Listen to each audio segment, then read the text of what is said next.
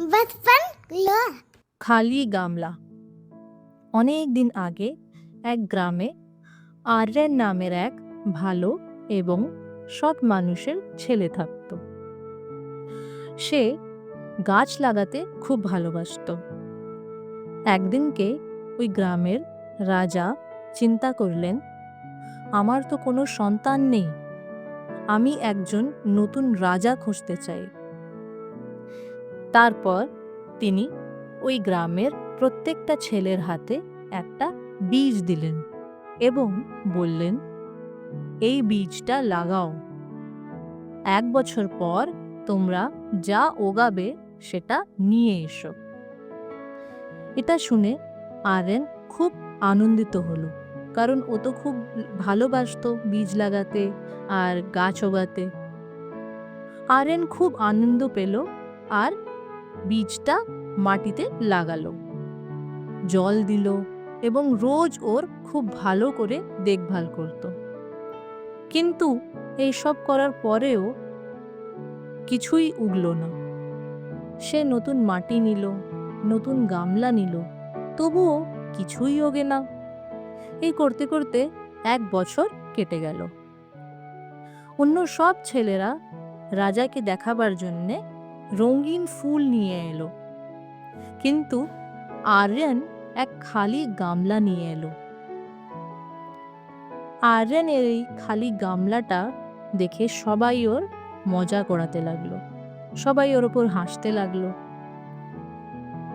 কেউ বলছে, আর্যেন তুই কি এক খালি গামলা নিয়ে আসলি রে, দেখ আমরা কত সুন্দর ফুলের গামলা নিয়ে আসলাম।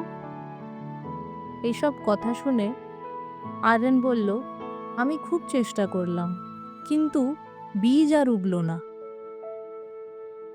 এবার রাজা সব গামলাগুলোকে দেখলেন। তারপরে তিনি আর্যেনের কাছে এসে থামলেন।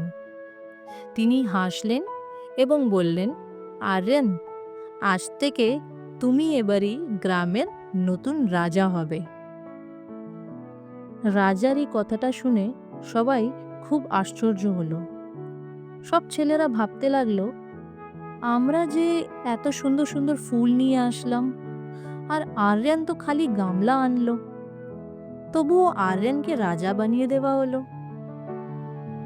এটা শুনে রাজা বললেন, আমি যে তোমাদেরকে বীজ দিয়েছিলাম সেগুলো সব সেদ্ধ বীজ ছিল, এগুলোর থেকে তো কখনোই কিছু উগবেই না।